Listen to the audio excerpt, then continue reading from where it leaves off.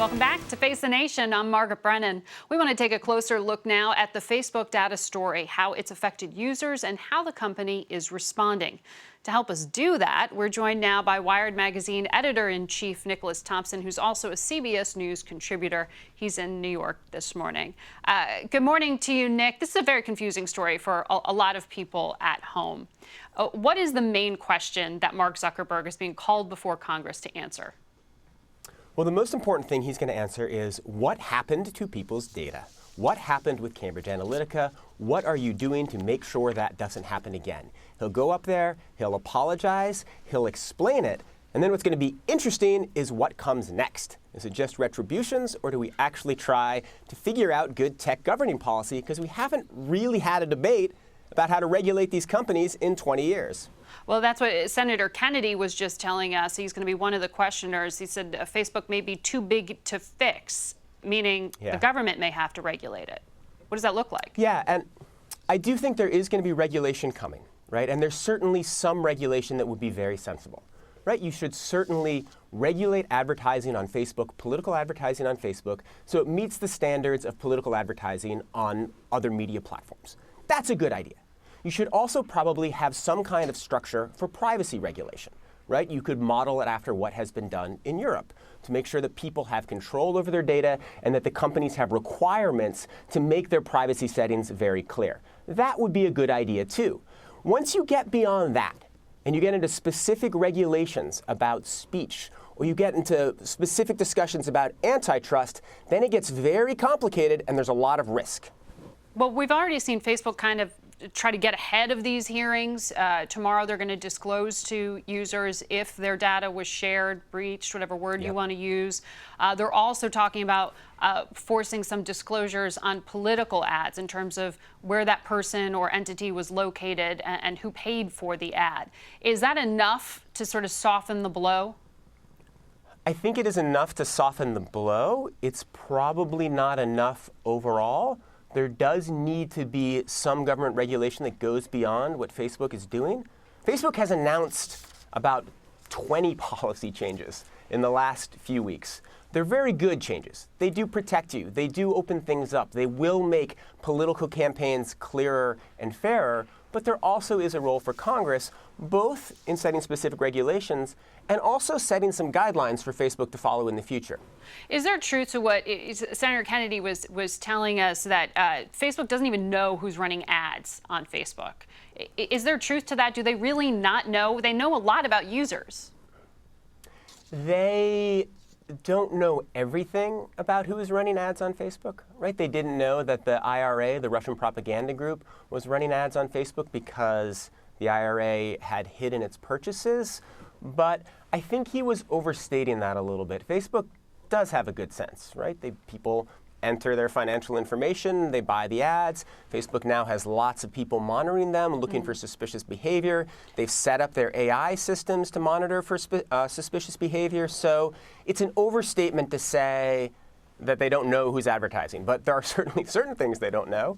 Well, they seem to be playing catch-up, though, because none of these things stopped those buyers from that Russian propaganda unit in the 2016 election.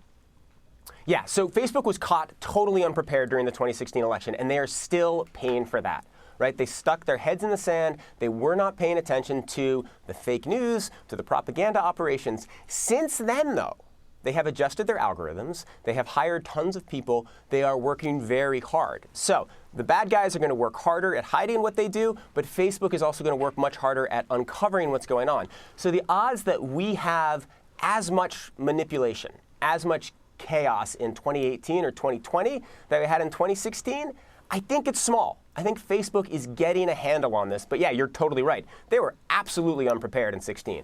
Do you think, you've interviewed Mark Zuckerberg, do you think that he gets it now, that he understands the weight of the outrage? I think that there's been a real education process for Mark Zuckerberg that began the day that Trump was elected. Because remember, Trump's philosophy, which is somewhat tribalistic, is entirely different from Zuckerberg's philosophy, which is bring everyone in the world together. And so the day after the election, I think Zuckerberg started to realize, wait, did my systems do this? Am I responsible for this? And he's gone through a lot in the last year and a half. And I think you've seen a real education, a real evolution. I mean, he's still making all kinds of unforced errors and mistakes, but I think that Zuckerberg is really grappling, and I think he's understanding that this platform that he genuinely thought could only do good for the world actually can be manipulated. And that's the story of the last 2 years. It's Mark Zuckerberg realizing that the tools he built can be used for ill as well as for good, and that's something he had not realized. One of his top executives, Sheryl Sandberg, tried to, in many ways, lay the groundwork for this testimony this week. She was all over news networks apologizing on Mark Zuckerberg's behalf and her own. How effective was that? It was fine. I mean, she and Zuckerberg have That doesn't sound very convincing, Nick. Well, look at the reaction to it. I don't think anybody said, oh, now we're totally sympathetic to him. I mean, public opinion is still completely against Facebook. I mean, and that is why Congress is going to be out for blood on Tuesday or Wednesday. If you look at the public perception of both Zuckerberg, Sandberg, and also of the company, it's terrible. The stock market is mad. The employees are upset. People are really upset at Facebook right now. So I think she said the right things. I think Zuckerberg has been saying the right things. I thought his conference call with the media the other day went very well. On the other hand, they didn't respond to this crisis nearly as quickly as they should have, and they're still paying for that, and they're still paying for years and years of sins. One of the ironies here is that I think this Cambridge Analytica scandal has been a little blown out of proportion, right? What happened in this specific instant isn't quite as terrible as people make it out to be, and Facebook's not as much at fault as people make them out to be. You're talking about the data scraping and the use by an outside application of this information without the user's knowledge. Yes, that particular scandal, it's bad, but it's been a little blown out of proportion. On the other hand, Facebook has been violating our privacy and not paying any price for it for 12 years. So in some ways, this is the comeuppance for 12 years of sort of small privacy violations and breaches of trust that Facebook hasn't really been punished for. So they're being punished too much for this specific crime, but maybe the right amount for the accumulation of things over the last decade. It's going to be fascinating to watch, Nick. Thank you very much. We'll be right back. Thank you so much, Margaret. With our panel. Good to talk to you.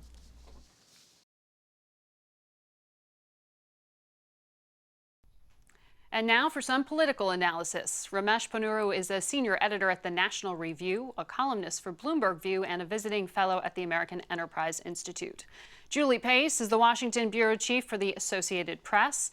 Jeffrey Goldberg is editor-in-chief of The Atlantic, and we'd like to welcome to the show Tolu Olorunnipa to the broadcast. He's a White House reporter for Bloomberg News.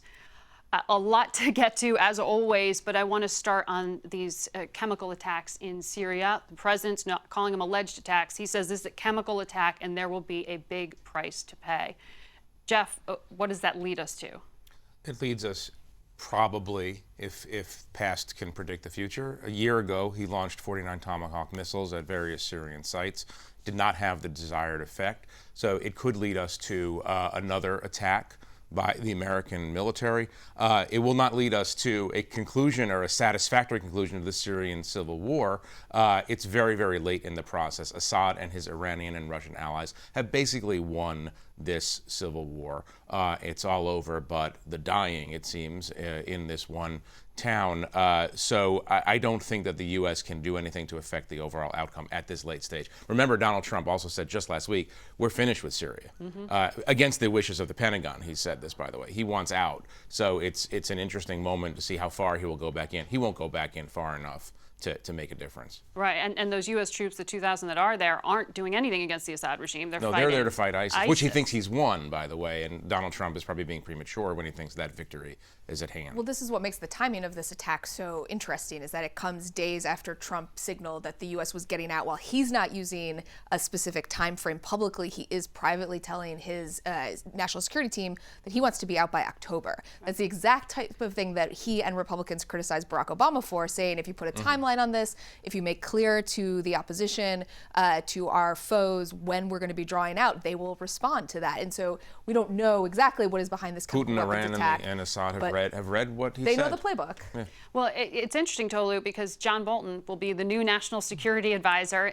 This is happening on his watch now. This makes for a tough first day at work. Yeah, Bolton has been a hawk on a number of issues in the Middle East, including the Iraq War. He's likely to push the president more towards taking action, striking back against the Assad regime, even though the president has seen the Middle East in the light of it being a hornet's nest that the U.S. should not get involved with, because it's this quagmire that does not produce any positive results for the U.S. So the president sort of has this duality where he wants to seem very tough. We saw him name President Putin in a tweet for the first time, sort of being critical against President Putin and his role in Syria. But at the same time, the president has said that he wants to get out of Syria. He wants to bring the troops home. And that's clear that Bolton's going to have a tough time sort of making the president have a coherent foreign policy when it comes to an area that he does not want to be in, but he also wants to seem tough.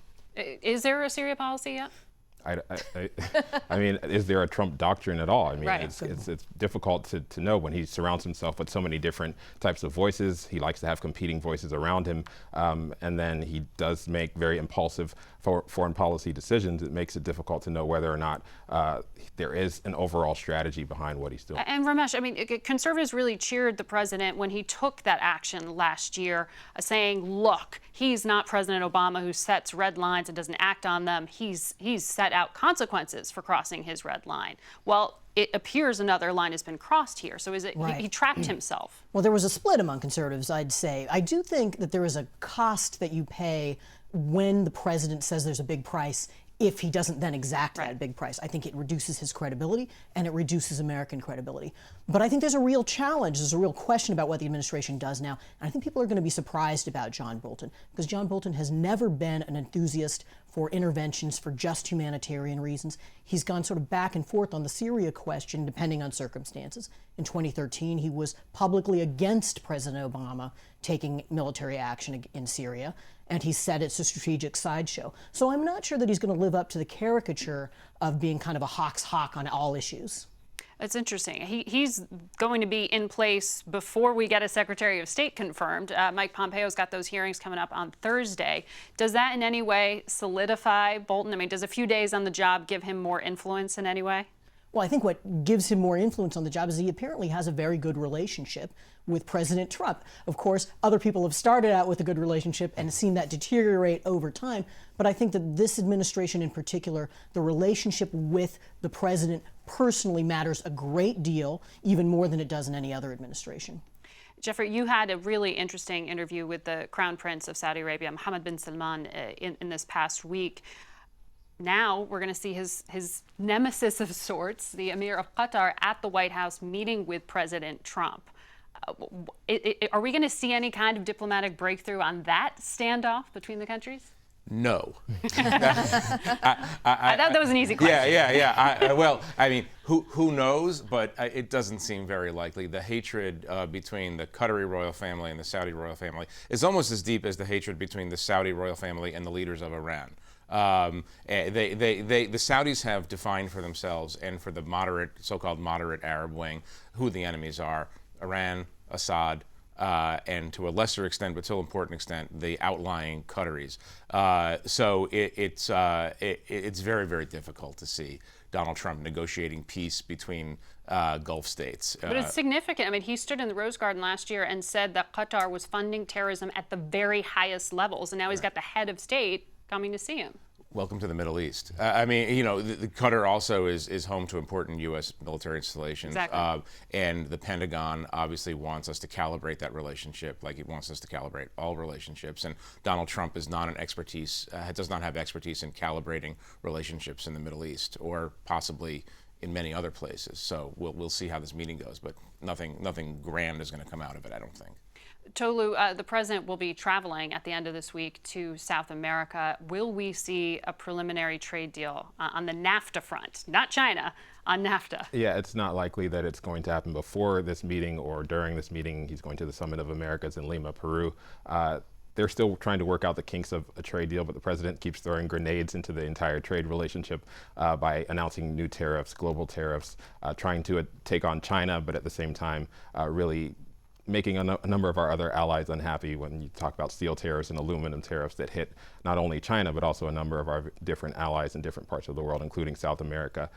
And by sending troops to the southern border, he's sort of inflaming the relationship with our trade partner in Mexico and making it more difficult to have those continued talks and reach a deal during this summit. So it's likely that we're not going to see a deal before the summit. Maybe there's some work happening behind the scenes, away from the president's Twitter account and away from these very sort of incendiary moves that he's making on the border that can work itself out over the weeks to come, but not necessarily something that we're expecting to see in the next few days. Ramesh, can conservatives convince the president to save NAFTA?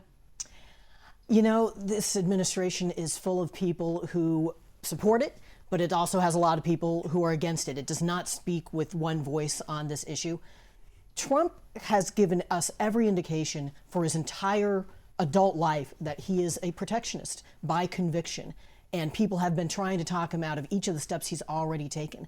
So I would not be confident about NAFTA survival. And I think one of the reasons you're seeing the markets react the way they're reacting, it's not each individual tariff that the president has announced is going to be so destructive, but people don't like where this is going and they're uncertain about where it's going. Markets forward-looking indicator, and they're betting that this is going downhill. That's right. We got to take a commercial break. We'll be back with more from our panel in a moment.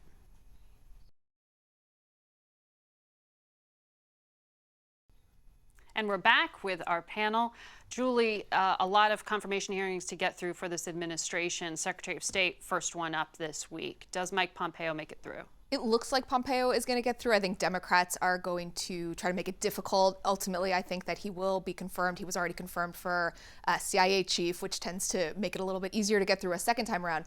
The one that I would really pay attention to, though, is Gina Haspel for CIA, his replacement at the agency.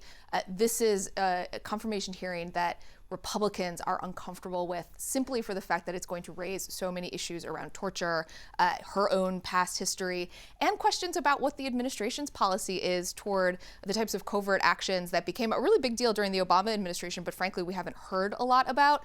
And then hanging over all of this is Scott Pruitt, of course. One of your guests earlier today was talking about there being limited time left in the legislative calendar because the midterm elections are coming up. Lawmakers don't like to be spending a lot of time in Washington when they're running for re-election.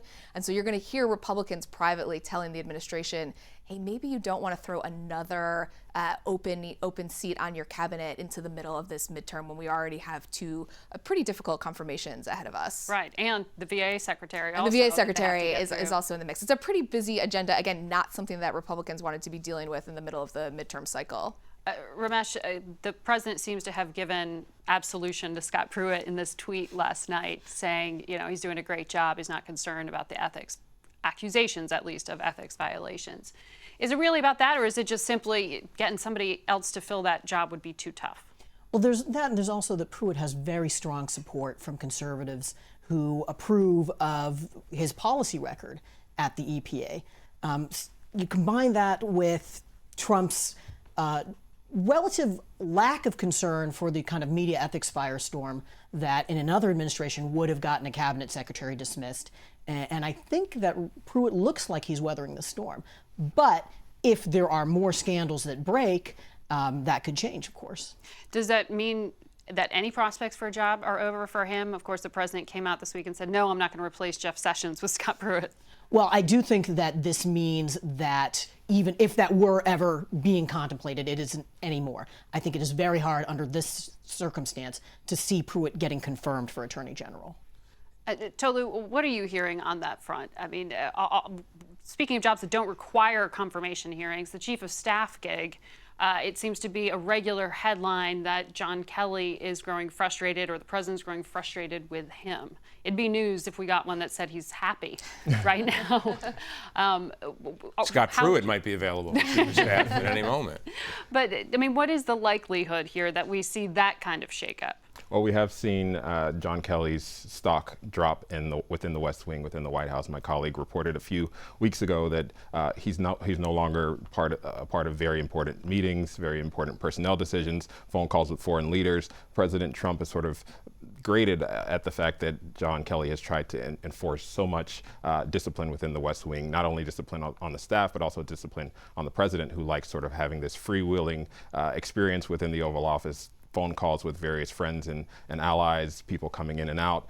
John Kelly has tried to crack down on some of that, and the president has not necessarily taken to a lot of the new reforms. And the fact that John Kelly is seeing his stock drop and seeing a number of the members of his staff and a number of the officials within the West Wing more willing to talk to reporters and say John Kelly is no longer the star general that he was when he first came into the administration, makes it seem like the president may take a move and maybe make a change, but we did see a tweet from the president saying that this was not true and not necessarily the direction that he's going. Tolu makes a really important point here that I think is important for people watching to understand. It's one thing for the president and his chief of staff to have a tense relationship. Trump has a tense relationship with a lot of people in his senior team. Kelly has lost the support of his staff. So he's essentially a man on an island. A large part of it is the way he handled the Rob Porter controversy. People on the staff felt like he was not being truthful in his account of his own role there. They feel like he has undermined what they have been sent out to say, either on his behalf or on the president's behalf. So imagine that. You have a chief of staff in the White House who the president is not happy with and the staff isn't happy working for. That is really untenable. You know, and we're talking also about absolution through tweeting. The president doesn't have a great record of sticking with those grants of absolution. Reince Priebus is a good example, I think. So, I mean, the amazing thing about this administration is that this conversation can be overcome by events during this conversation, because he can do anything. The fact that he's sticking with Scott Pruitt is remarkable. The fact that he's tweeting positively about his chief of staff is remarkable. But those things can change this afternoon, and that's the nature of this entire administration. Successful chiefs of staff have tended either to have a strong relationship with the president personally, or to have experience in politics and good relationships with Capitol Hill. When John Kelly became chief of staff, people greeted him as an adult who's going to impose order on the process, but he didn't have either of those two qualities, and he still doesn't. And in some ways, some of those things are getting worse, like his relationship with the president. So while he may have imposed some discipline on this process, I'm not sure you can say that he's been a successful chief of staff. Well, what does that do to the rest of the cabinet and the administration? It's been pointed out to me that because he was a cabinet member and rose to this position, that has in some ways instilled confidence in his fellow administration members. With a dismissal hurt anyone else? You know, but the bar is always so different in this administration. The Washington Post story that about Kelly that President Trump condemned earlier today was saying that there is less knife fighting and dysfunction now that Kelly is chief of staff. Okay, fine, less knife fighting and dysfunction than there was in July of last year, but that's still a lot of knife fighting and dysfunction, and every little thing increases people's worry, increases people's sense maybe we should look for the exits too. All right, thank you, all of you. We'll be right back.